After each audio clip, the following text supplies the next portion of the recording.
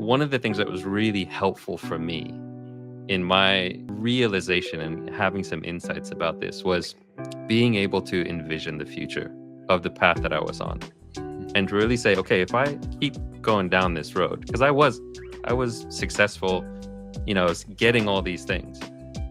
And I looked at it and I said, if I keep living the way I'm living, where's this going to lead me? And I realized my future was going to be miserable.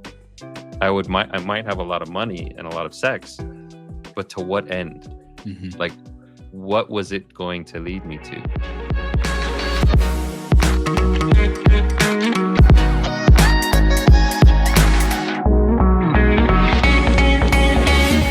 What's up, everybody? I am here with Jeremy Lipkowitz. Jeremy has a podcast that some of you guys have probably listened to. I'll have him kind of talk about the podcast and where it came from and what his mission is. But Jeremy and I are going to talk about something that I'm super passionate about, and so is Jeremy. It's kind of I think it's going to be a really cool podcast session. The concept of mindfulness and self-mastery. I'm a pretty practical dude. Most people know me as such. However, in the end, this is a problem of the mind. Even if you're allergic to practices and the spiritual side of things, that's okay. I'm not going to ask you to engage in those if you're uncomfortable. What I will say, though, is you need to find some sort of mindfulness substitute. And hopefully with our conversation today, we can give people a good amount of things to try and implement so that they can do something that they believe works for them, something they're open to trying, and meet you guys where you're at. But Jeremy, how can people find the podcast? What's the energy behind the podcast? Why'd you start it? And what's your mission?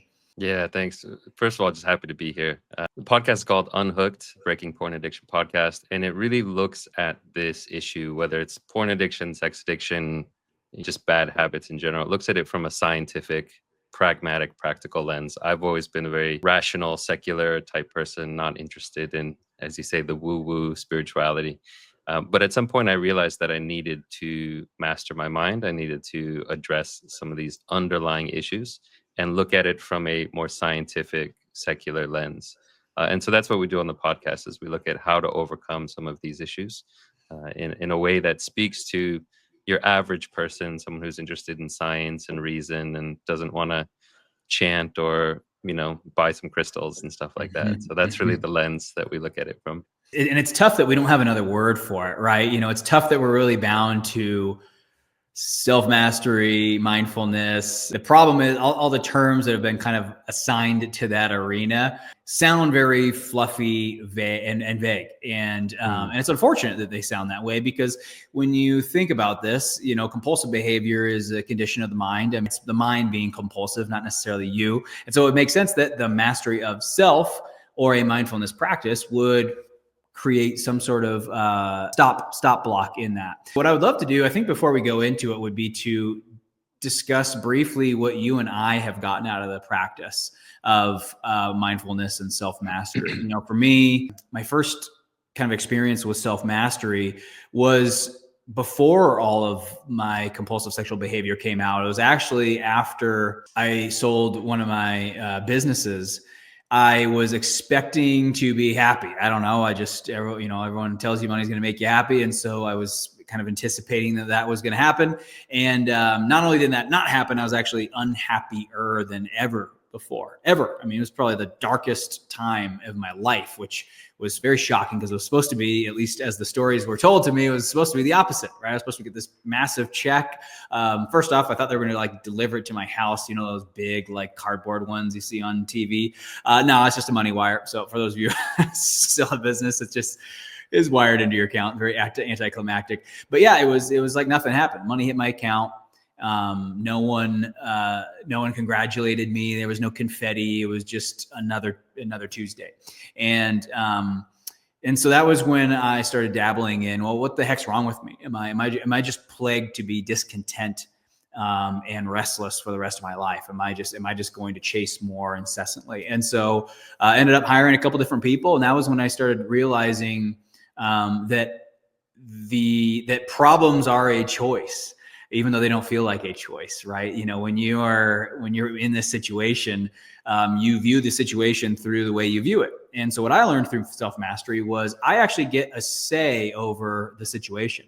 I get to decide the narrative around it. So if we were going to apply the agency that I learned through that practice to compulsive sexual behavior, what it taught me was, okay, I have created a reality where this is possible, where I can engage in these practices and not feel, at that point, not feel guilt or shame about it anymore. I mean, I didn't feel anything when I would do them.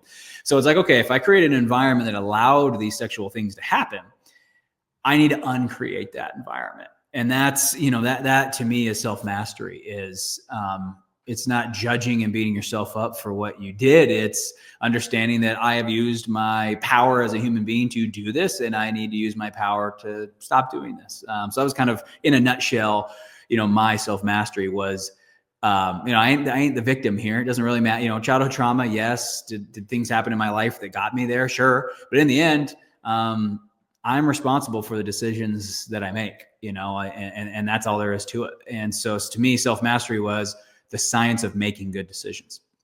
Jeremy, how about you? What was if you kind of summarized your self-mastery journey and to, kind of relate it to, yes, recovery, but also your big ahas, and kind of to set up this conversation that you and I are going to have today. What did you learn? How did yours evolve?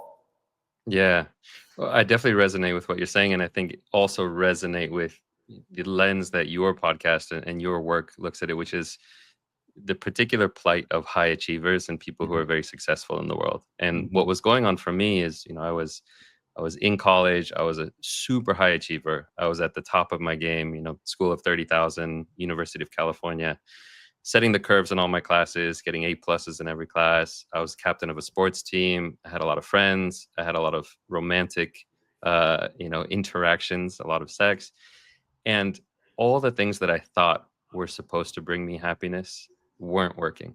I would achieve anything I put my mind to. I would ace this exam. I would get with this girl. I would, finish this competition. And what I was realizing is that none of it was bringing me lasting happiness. Mm-hmm. I kept feeling empty inside. And I remember having this very pivotal turning point in my life. I was walking down the street in Davis, California, and I remember the skies were blue. My life was amazing, top of my game. Everything was amazing. And I remember seeing these two girls walking in front of me, freshmen, sophomore girls in college. And I couldn't stop staring at their butts. I was just so consumed by lust and desire. And in that moment, it felt like this huge black hole opened up inside of me, where I felt this emptiness. Like, if I don't have that, I won't be happy. Mm-hmm. And in that moment, I realized something really interesting, is that it doesn't matter how much I accomplish, how much I get or achieve, all the material wealth, all the sex and pleasure I could get. None of it was actually going to make me happy. And that was a turning point. It made me kind of question, what is happiness? Am I actually barking up the wrong tree here? And it got me interested in the question, okay, if none of the things that I think are bringing me happiness, success, validation, wealth, all this stuff, then how am I going to be happy? Am I ever going to be happy? And so that sent me down a quest of looking at this topic of, okay, well, then what is real happiness? And so I went to the bookstore. I had kind of an existential crisis that day. I was like, what is going to solve this problem for me? Am I ever going to figure this out? So I went to the bookstore and ended up finding these books on positive psychology, realized that people were actually studying the science of inner fulfillment. Like, people were actually starting to look at what brings genuine fulfillment and happiness and meaning to your life. And through that search, I ended up finding this book on Buddhist meditation, this book called Happiness by Mathieu Ricard. And that book totally changed my life. It was like a 180-degree turn, where I realized that the things that, actually bring us happiness are not about just having more pleasure, more validation. It was things like gratitude, contentment, being of service, patience, all of these inner qualities that we don't get taught in school. And I had spent my whole life, focused on the wrong things. Just focus on, okay, more sex, more validation, more academic success. And none of it was working. Mm-hmm. So the key insight from that book, one of the things was looking at, okay, where does real happiness come from? But the other thing was understanding neuroplasticity and understanding the way the mind works. And one of the quotes that just totally changed my life was this quote: "Neurons that fire together wire together." Mhm. And it was understanding that what you do with your mind strengthens those neural pathways. And I realized that all of my engaging with porn, with sex, with academic success, I was strengthening the pathways of craving. And craving is suffering. When you want something you don't have, Mhm. when you want more money and you don't have it, when you want this girl and you don't have her, when you want this validation and you're not getting it, you're in a state of suffering, you know? And I realized that I was strengthening that Mhm. suffering every time I engaged in that behavior. I was creating the own conditions for my own suffering. So that was kind of what blew my mind and made me realize, like, I can actually, strengthen my mind in these other areas of my life. I can strengthen my gratitude. I can strengthen my sense of compassion. Those are the things that genuinely lead to a sense of well-being. So Well, that it's was my a kind of doorway. yeah, and I love that. I love the way you articulated that, because when you think about the term self mastery, mindfulness, whatever we want to call it, really let's change let's change it for the rest of this podcast. Let's call it something different. Um, let's call it I call it the science of decision making. Humans are not, kind of as I heard you talk, Jeremy. Humans are not. We don't do things by accident. Every single thing we do, there's some sort of perceived outcome that we're getting from it, right? When we put ourselves into uncomfortable positions because we are wanting the financial reward later, it's an intentional decision. I'm going to be uncomfortable now for financial reward later, right? It's, we're not just these random people doing random stuff. Everything's very intentional. And so I think what you said there is important, is you have to sell yourself on a superior strategy to get what you want. But I think also first I think both of our stories are very similar. Before you can even venture on that journey, you have to come to the decision, come to the realization that the way you're doing it now isn't going to work. And I think Mhm. I think that's kind of the gatekeeper, is if you don't see a problem with your strategy, you're probably just going to stay there forever. And so when we're talking about compulsive sexual behavior, there's a reason for supplementing that behavior. And I know the community, the sex addiction community tends to focus on this being a coping mechanism for unpleasant. But again, a lot of my clients, they got pretty good lives. And so they're not really coping with something negative. They are typically using sex and women as some part of their recipe for what they want. And so I think the cool thing about taking a self-mastery approach is you start to understand that these are efforts to bring about what you want. And I think when you take, instead of focusing on the reverse engineering, what I mean by that is like, okay, what happened to me and how do I undo it? I think you can start from the beginning as well and meet the same results. And I think for a lot of high achievers, I actually think that they get better results understanding that everything they're doing is actually makes a ton of sense, rather than the approach of what's wrong with you. Speak to that when it comes to self-mastery, because I think that's where self-mastery shines. And I think that's where it shines in contrast to the traditional kind of Western Mhm. medicine approach. Is Yeah. Western medicine is what happened to this person and how do we fix them? Yeah. Mindfulness and self-mastery is, no, there's a very sound explanation as to where we got here. And if you can find out that explanation, it's a lot easier to change. Speak to that for in your opinion. Yeah. Well, you said something really interesting that I want to touch on, which is, self mastery is like the art of making good decisions or Mhm. something like that. I forget Mhm. exactly how you said it, but one of the reasons I've always been allergic to religion in a lot of ways. I was raised in a very Christian household, and it just didn't speak to me. Just Mhm. kind of the blind faith, and you can't question.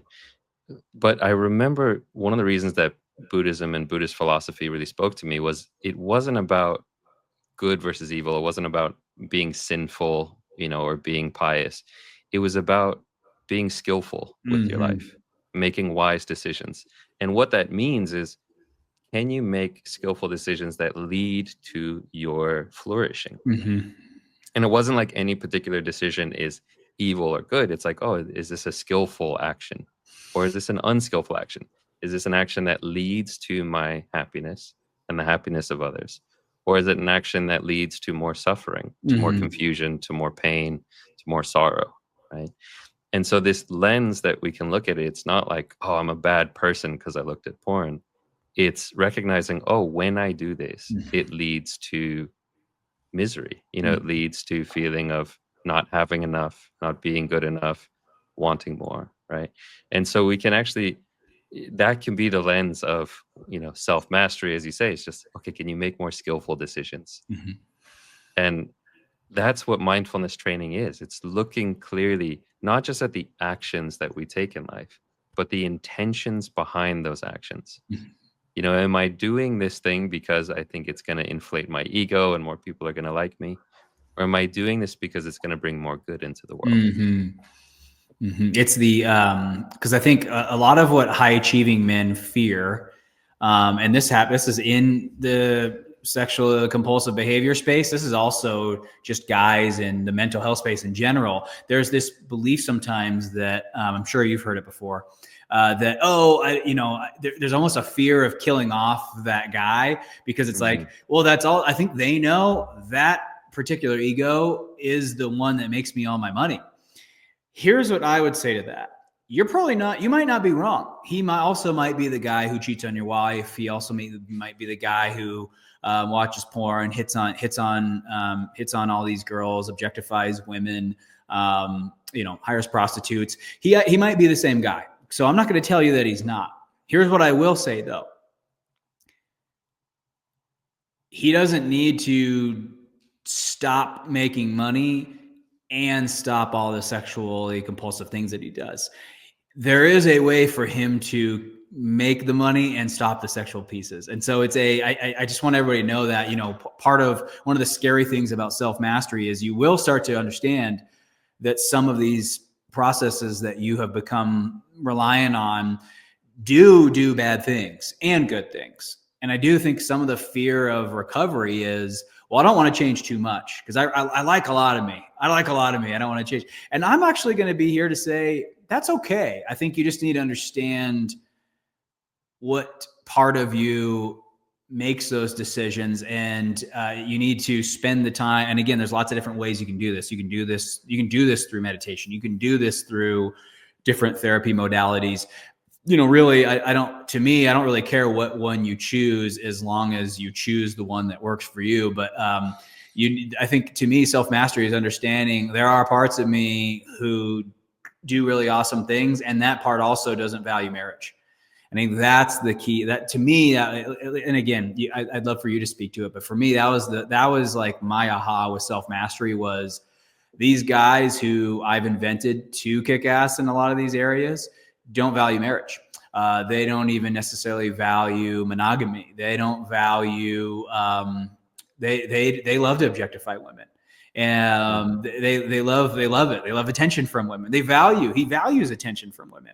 And so what I came to realize was, I invented someone to kick ass, and he did, but he also has a lot of values that are that conflict with mine. I want to be a stand-up husband. I do not want to cheat on my wife. I never wanted to do that. And then I did, but that was because, I lost. To me, I think I didn't know that I could turn him off. So I just turned him on, and then I turned him off really turned him off only when I was forced to. And so I think the danger of having him on was I didn't understand his value system, and his value system was quite different than mine. It got me into a lot of trouble. Yeah. One of the things that this is making me think of is, like you're speaking about some guys who they kind of still have a little bit of dust in their eyes where they're thinking like, well, but I like this attention from women, or I want to just go sleep with a bunch of prostitutes, and that makes me feel good, right? And there's that part in all of us that just likes pleasure, that likes Mhm. fun, that likes validation from women, or whatever kind of Mhm. sexual orientation you have, you can replace it. The thing that at some point we have to look at is it really bringing us the sense of inner peace that Mhm. so many of us, what we really want at the end of the day is inner peace, in that sense of inner flourishing and well-being, a sense of purpose or meaning or connection. And some guys unfortunately live their whole life chasing the dragon, chasing this thing that never actually satisfies them.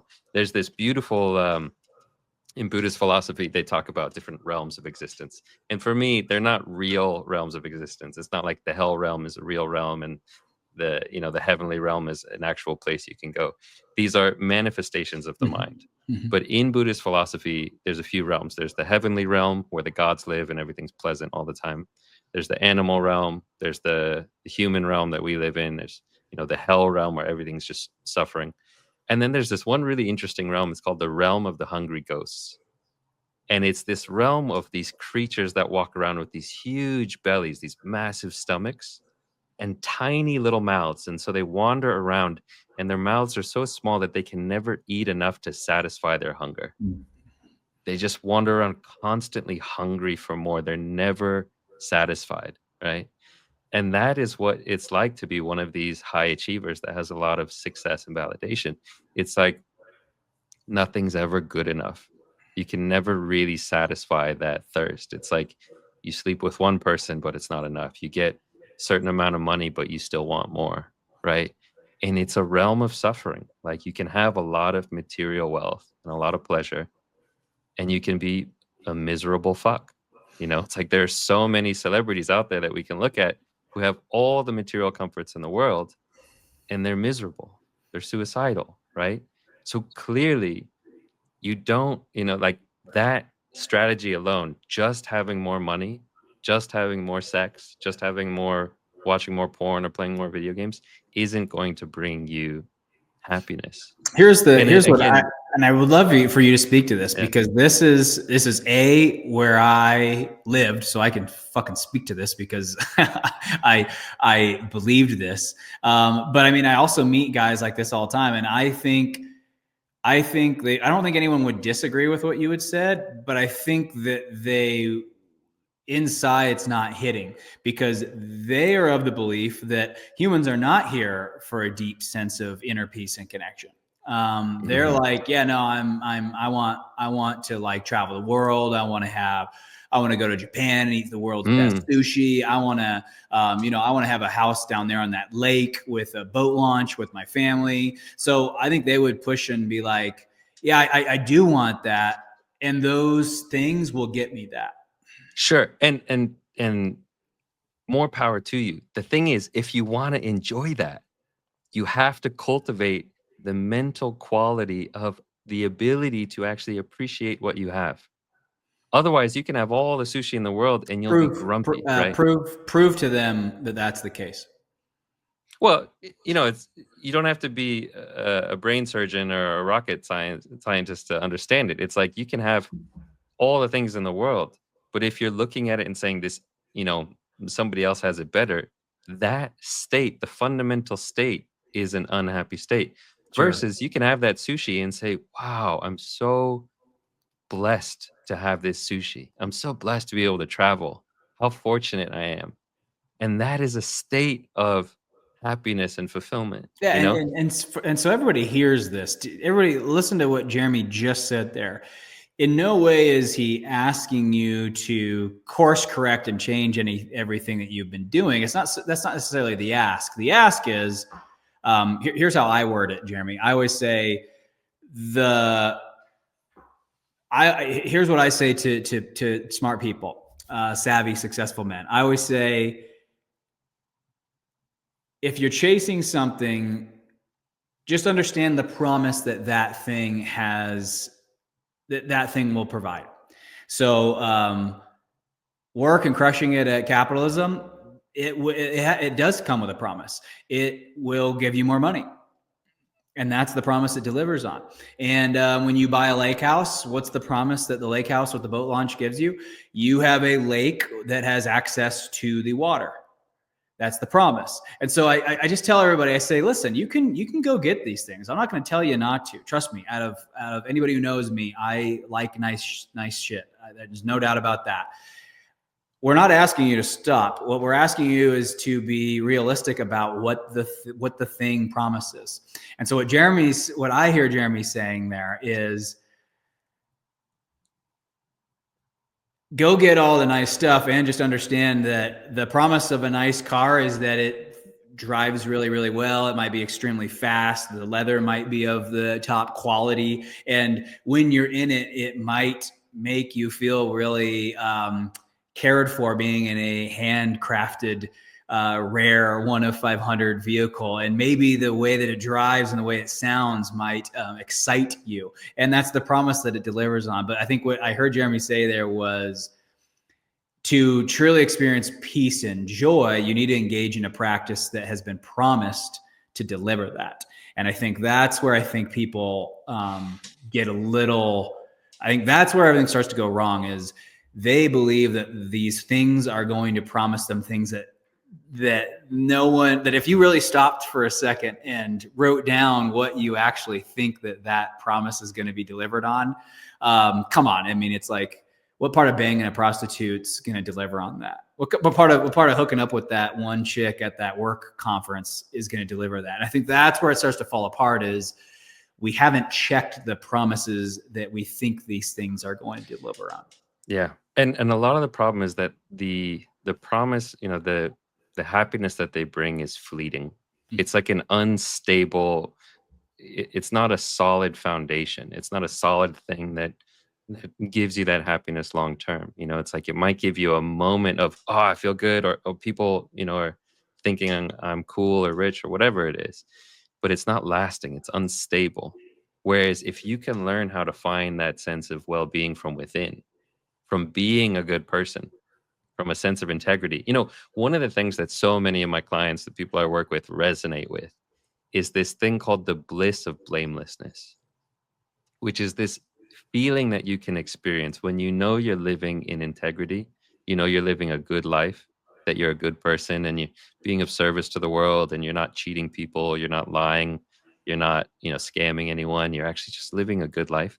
There's this bliss of blamelessness that you can experience, the ability to walk down the street and know that you have nothing to hide, that you haven't done anything wrong or unethical, and that feeling of like, oh, like I know that I'm a good person. That feeling is worth more than any money in the world, because you could be a trillionaire. You could have all the money, all the sex, all the pleasure, but if you fundamentally inside feel like a piece of shit, if you feel like, oh, I need to hide stuff, or if people knew the truth about what I do behind the scenes, then, they're going to leave me. If you have that sense of, lack of integrity, you're going to be miserable no matter how much success you have. And until you start to develop the skill of integrity, the skill of, hey, I'm grounded, I'm centered, I know that I'm a good person, I can trust myself spontaneously, like that is priceless, because it allows you to live just a free, full life where you can be happy. It's like we all just want to be happy. We want to feel good, right? We want to feel. Speak to this, because there's a decent amount of guys who know they're doing something wrong. That's why they're hiding it. But at the same time, they're also like, I'm not really doing, my wife thinks it's wrong, but like, I don't know, what she don't know, don't hurt her. So what would you say there then? Because it's like, yeah, you're walking around. Because again, I think those guys walk around in a different level. They're not walking around ashamed of themselves per se. Mm-hmm. I think a lot of the guys in my groups, I mean, it's not until they get caught that they really start to be ashamed of themselves. But I mean, for the 20 years leading up to that, they're like just doing their thing, having their little hookups here and there. And I don't think they walk around in a ton of shame. What would you say about that? Because again, that's a different I think a lot of them believe that they are experiencing a peaceful, blissful existence. You know, again, until I got busted, I don't know, life was pretty sweet. I mean, there is something to the ignorance is bliss thing, you know, like if you are just so ignorant and so self-centered and so cocky that, you know, it's unfortunate for everyone around you because everyone around you is suffering because of it. And you just got to realize like you're actually more of an asshole than you realize. And other people are suffering the consequences. Mm-hmm. And someday you might wake up to the trail of destruction behind you, the ruined relationships, the hurt feelings, the lost money, the lost sense of integrity, you know, the bad reputation that you've built, the bad legacy. I know you've talked a lot about legacy. It's like at some point you might wake up and say, man, I wish I had seen this sooner and started walking a path of integrity sooner.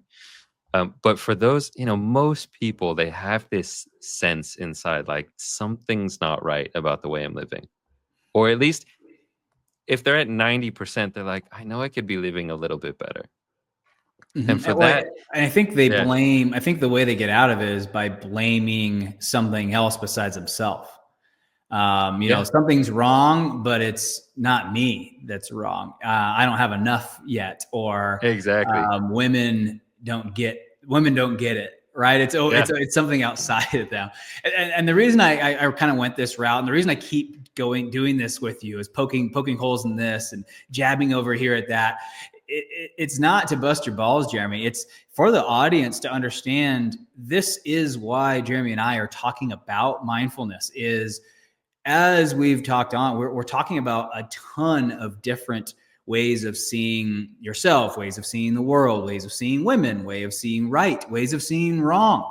You know, I think that's the message I'm trying to deliver here. Why I keep poking out these contrarian philosophies isn't because those are my philosophies. They're not. I'm just saying them to have the other side of things, yeah. not to bust your balls, but to prove to the audience that's what we're talking about here. Conscious living is every day picking between a bunch of things that look true, and you have to decide which one is true. And I Mm-hmm. think it's never been harder than now to make that decision, because I think the reason that a lot of the guys in my groups have even got here was it's almost like I feel tricked, Jeremy. You know, hey, it's like the world told me, get money, get six pack, hook up with chicks. Like that was what they said to do. And then now all of a sudden I'm getting in trouble for the thing that like every movie and every, Yeah, college, like this is what everybody told me to do. And then all of a sudden it's like, I'm supposed to like turn it off and not. And so I yeah. think, my point of constantly kind of poking around at this is conscious living's more difficult than it sounds. Way more. And it takes a level of humility that most people just don't have. There's two things I'll say that come to mind. And I love that, you know, I don't take any I know offense you to it. I don't. love If that you you're did, I poking at it wouldn't be because doing it's, it to you. yeah. Uh, there's two things that come to mind. One is that one of the most impactful things, well, let me seed both so I don't forget. One is about the felt experience Mhm. of craving. So just remind me to come back to that, the felt experience of craving.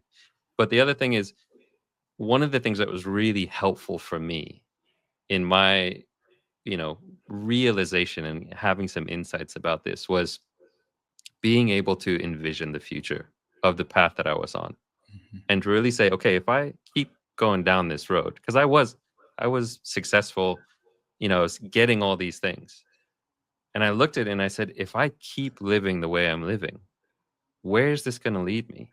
And what I saw is I was going to be some, you know, 60, 70-year-old man who was trying to hook up with college girls at bars and lonely, you know, no stable relationship, just chasing pleasure, chasing success, you know, never feeling like it's good enough. Like I would always get more and more and more, have more and more success.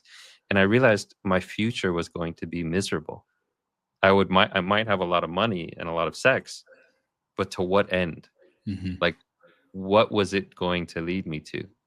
And what I really wanted was a future of connection, like a family, you know, deep relationships where I could, feel safe and be of service and support for others. So just one thing is like, if you're struggling right now to say, well, what's the problem with this? Do some of these envisioning practices that I'm sure, Roland, you talk about, I talk about in my program. It's like, look at where this is leading you 20 years down the road, 30 years down the road. What's the future that you want? And is it one where you're just, chasing women and chasing money, and you're one of those miserable old men that never feels like he has enough and has a huge ego and says, look at how much stuff I have? Or do you want, a contented life with a family and being of service in your community, right? So that's one thing. The other thing is like, if someone is saying, well, what's the big deal? Like, my wife doesn't know, I'm having fun. The felt experience, this is why mindfulness is so important, is to be able to pay attention to how you feel in the moment of acting out on these things. What a fascinating study they did on quitting smoking. They found out that the most successful intervention program was a mindfulness-based program that didn't ask people to stop smoking cigarettes. They simply said, if you want to smoke, smoke, but really be mindful while you're smoking. Pay attention. Like, if you want to smoke, go smoke, but pay attention. How do you feel? And that was the most successful intervention program.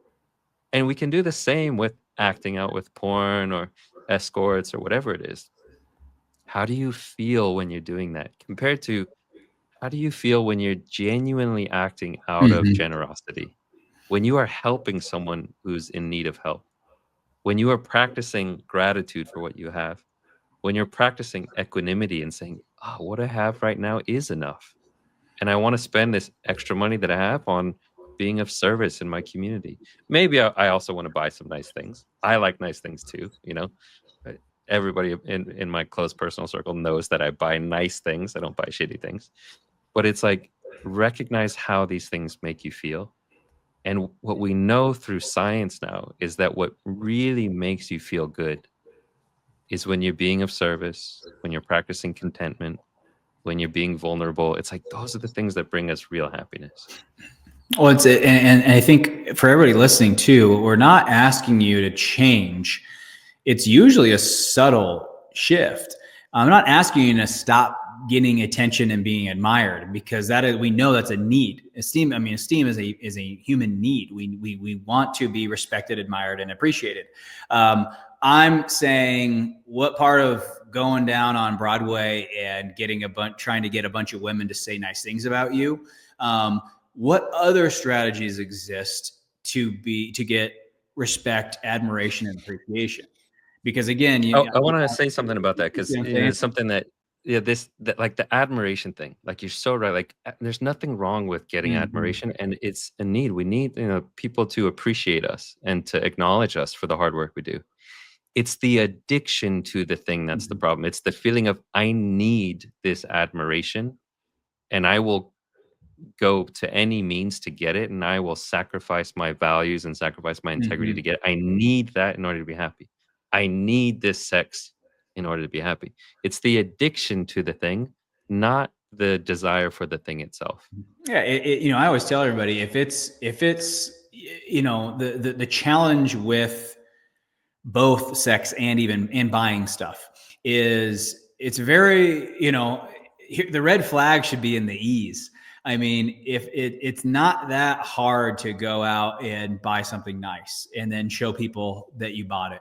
It's not that hard to go out and get some random ass, or pay for it if you want it faster and more efficiently, right? And so, the ease of how easy that is should be a red flag that it's not going to really stick. Because here's the thing: to be truly respected and admired comes from doing something hard. Comes from doing something that other people are not willing to do. Comes from doing something very, the high likelihood of failure, potentially being ridiculed because you're the first person introduced. I mean, every time someone's done something, Martin Luther King Jr., you name these people who've gone in and did something. The reason that Elon Musk and Martin Luther King Jr. are talked about is, Elon Musk went into an industry that the 7 people before him failed miserably. And so for him to come in and think like, no, electric cars are the future and I'm going to be the one.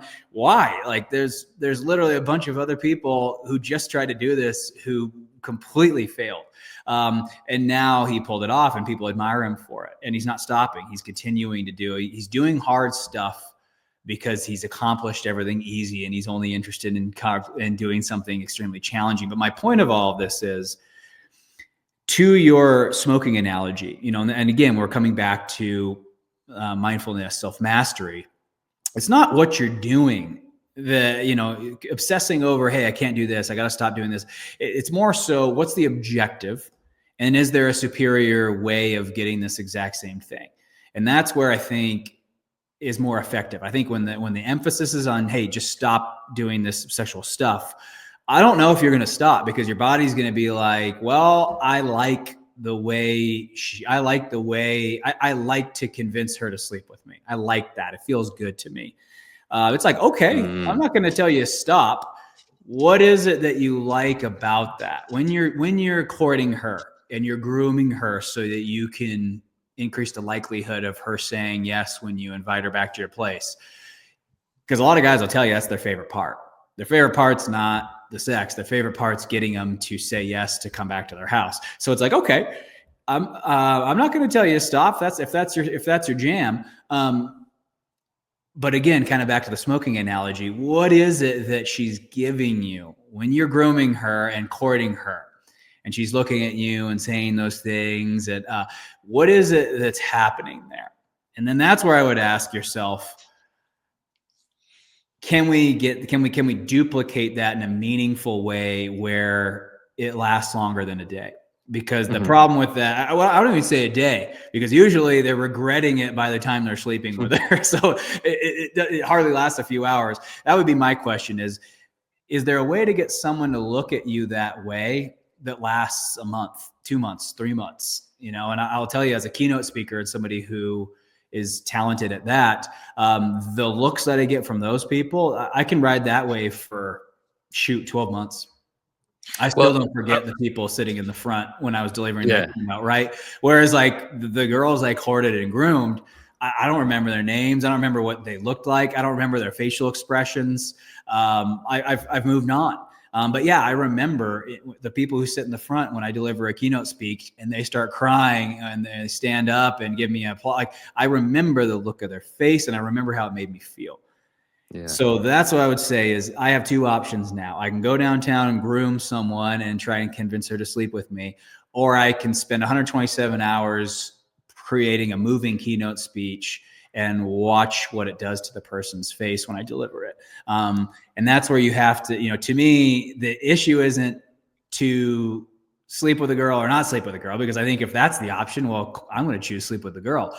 But again, what if the option was sleep with a woman or go get respect, admiration, and appreciation in this capacity? Now, if those are the two on the table, okay, this one's going to give me more what I want than this random hookup, right? Yes. You know what I'm saying? Yes. And I think there's also a part of the conversation that we're missing here, which I know you and I talked about on my podcast, which is, if you're still only after admiration and respect, you're still playing the game. You're still kind of locked in this single pointed, like fixed focus thing that's missing so many other components of what it means to be a well-rounded, flourishing human being. Like, if you're still stuck on wanting to feel good all the time, and whether that feeling good comes from the validation from some hot woman that you're trying to sleep with, or the feeling good comes from people saying, wow, you're such a good person, I love how you're being of service in the world. Even that is still kind of missing the point, that it's a trap that we can get on, of like, in order to be happy, I need to feel good all the time, as opposed to recognizing happiness is beyond that. You can fundamentally change the strategy of your life, where you're not just addicted to, because that's, if we were to bring it back to like porn addiction and video games and junk food, and it's like, so many men of our generation are just addicted to feeling good, and they don't know how to get off of this trap of, I need to feel good, I need to feel pleasure all the time, and if I don't, I freak out. That's why I need to obsessively scroll on social media to get my dopamine hits, and then I need to go eat some junk food, and then I need to lay on the couch. And it's like they don't know how to actually say, oh, I'm feeling, unpleasant, and that's okay. Like, it's so valuable to get off this rat race. Even if it's like better levels of the rat race, there's still value in saying, oh, I can also get off that hamster wheel. And I can actually just say, oh, I'm feeling sadness, and that's okay. Or I'm feeling, whatever it is, grief. I'm feeling loss. And that's okay. And I can just be with this human emotion, and I don't need to cover it up by getting people to like me or say, hey, you're a good person, because all of it is impermanent. Another Buddhist thing that is so powerful for me is this thing called the 8 worldly winds, which is, in Buddhism, there's these 8 winds that pass through everyone's life. And they're 4 pairs of opposites. There's pleasure and pain, gain and loss, praise and blame, and fame and disrepute. And these are winds that pass through everyone's life. Sometimes you have pleasure, sometimes you have pain. Sometimes you have praise, and sometimes people blame you for stuff. Sometimes you gain things, sometimes you lose things. Sometimes you get fame, sometimes you get a bad reputation. You can't control the winds, and trying to is a losing game. But if you go beyond that. I love what you're saying, essentially, because a lot of people, this is a struggle for a lot of people, because it's like, I don't want to feel shitty feelings. Again, that's not necessarily what we're saying. To me, where I finally got on board with that was when I realized that the shitty feelings were telling me how to be more me, how to get more of what I wanted. That was where I started finally saying, okay, fine, I'll feel them. Because again, at first everyone's like, it's okay to feel this way. And I was like, no, it's fucking not. I don't want it. But that's what I started realizing, was they didn't quite finish the job. And that's, to me, that's where self-mastery, if you really go into this, all the way into it, that's what you'll start to realize, is that these unpleasant feelings are there for a reason. And I think, to your point, that's for all the listeners, if becoming the best you and fulfilling your potential is what you want, which as a high achiever, I most certainly know it is what you want.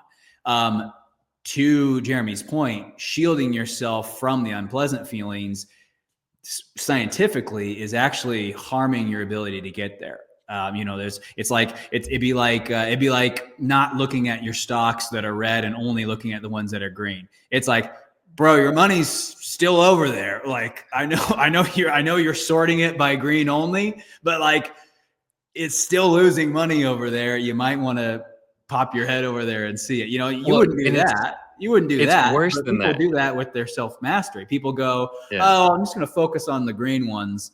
I don't want to feel the red ones. But it's like, bro, I don't know if it works like that. And not only that, it's worse than that, because it's not just sticking your head in the sand and not looking at it. It's when you actively want to avoid it, what happens is you end up focusing on it more. So I was actually, just saw this quote yesterday, and it really resonated with me. It comes from Connor Beaton, from Man Talks. Really great guy. In his book, he says, the work of men begins with pain, because a man who avoids his pain is a man who is enslaved by it. And this is the thing. It's like, if you are avoiding unpleasantness in whatever form, physical unpleasantness or mental unpleasantness, which is somebody doesn't like me, I'm not getting validation, that's unpleasant, right? If you are avoiding that pain, you are enslaved by it, because you're constantly running from this, I need everybody to like me, I need to have pleasure, and it's the mental slavery is what we're really talking about. And freedom is the promise on the other side. Can you be free from, who cares if somebody doesn't like me? Who cares if I don't have pleasure all the time? I'm a free man. I'm content and grounded. Whether I have money in the bank or I don't, I know I'm grounded and content. Whether I have external validation from this woman or not, I know I'm grounded and content and have integrity. That's the freedom. That's self-mastery. I mean, to me, self-mastery is, I'm playing the game for me. And if you guys don't find this impressive yet, That's okay. And if you guys never find it impressive, that's okay too, because I find it impressive. And I think that's the thing is, I'm not telling you to stop chasing. You said something earlier about, being caught up in the admiration, respect game. The safest way I have found to stay there and get it is to play the game the way that I want it to be played. So if I want to be appreciated and recognized and admired for this, I'm going to do it whether I end up getting the respect, appreciation, or admiration or not. That's the sustainable way. And trust me, from somebody who played it the unsustainable way for so long, when it always hinged on somebody else's reaction, it was entirely unsustainable and extremely fleeting. But when it was like, you know what? I want to be a guy who is admired for this, respected for that. And if I'm not going to let them tell me it's not cool because it's cool to me. That was where I started playing the game for me and listening to my motivation to go, hey, Roland, go over there and help those people for a bit. The old me would have been, that's not cool. No one cares about guys who help those people. The new me says, well, I care about it. And if they want to admire me for it, they can, but I admire me for doing it. And, ever since I kind of made that shift, everything got a lot easier and a lot more fun, because now, now I get this one little teeny comment. There's this guy at the country club here, and he found out that I was publishing my sex addiction book that is going to come out late this winter, and he thinks I'm the coolest guy for writing it. And it's so funny because I haven't really told anyone. I wrote the book for me. I don't care if people like it. I wrote it because it was things that I felt like need to be said. But I'll tell you what. That guy's little comments about it. He's made 3 comments on 3 separate occasions. I'll tell you what, those comments mean so much to me because he's honoring me being me. And there's just something that feels good about that, rather than somebody honoring me for, some shit I bought. It's just like, I don't know, that doesn't stick. Right. So Jeremy, if people are going to start on this, where do they start? And then if they want your help, where do they go? Well, I think it starts with self-awareness. It's so important. Just as we were talking about earlier, like if you're not really clearly seeing what's going on in your life, there's nothing that, Roland can do. There's nothing that I can do if you're not able to see it yourself. Like unless you really see what's going on in your life and the trail of destruction behind you, you're not going to be able to break free from that trap. So starting with some kind of self-awareness practice. It can be mindfulness, it can be meditation. We could go into how mindfulness and meditation are very secular things. You don't have to join a religion, you don't have to join a cult, you don't have to become a Buddhist. It's a way of just looking at what's going on in your mind. And in this day and age, there's no excuse to not be able to get into it, because there are millions of different access points, right? Different apps. And if you don't like one, move on. Like I'm telling you, don't say, oh, I tried that. I tried mindfulness. It didn't work out. I tried self-mastery. It didn't work out. You got things from my program that are extremely tactical. It's like a math formula that a bunch of wealthy men use together. Then you can go all the way on the other spectrum where you're doing silent retreats. You're drinking plant medicine. I mean, there's a huge spectrum. So I just want everybody to hear that. There's no excuse. I agree with that, Jeremy. Yeah. And it's one of the reasons why I created my mindfulness program called Mindfulness Made Easy. It's like it takes it from a very secular lens where you're really understanding what you're doing in mindfulness, not just closing your eyes and trying to block out your thoughts. There's so many misconceptions these days around what mindfulness is. And so finding a program that resonates with you, finding a way to learn it, but really just becoming self-aware. Journaling can also be a form of self-awareness. Talk therapy, finding ways to explore what's going on beneath the surface. Yeah. I'm glad you brought that up. Guys, seeing your fucking therapist is self-mastery. I mean, just having discussions about what goes on in your head and if it's true or not, and if you want it to be true, and if you want to be thinking those thoughts, that's still self-mastery. I mean, this is not, I appreciate you painting that picture for us, because my reaction is it's whatever the hell you need it to be. You just need to take control of your life and stop acting like you're a victim of your life. That's what self-mastery is. It's the pivot of, I actually get to decide what I'm interested in, what I want to do. And a lot of people don't feel that way. They feel like being victims of their life. Jeremy, where do people find you? What's we know the podcast, repeat it again. What platforms is it on? Where's your website? If they were trying to work with you, where do they go? Yeah, so Unhooked, Breaking Porn Addiction podcast. It's on all the major podcast platforms. I'm on Instagram at Jeremy Lipkowitz. You can go to jeremylipkowitz.com or unhookedacademy.com. But, if you really just send me a message on Instagram, find me on Instagram, send me a message, go to my website, find the contact link. And we have a community of men. There's the program, lots of different ways to connect with me and the work that I'm doing in the community that I'm running.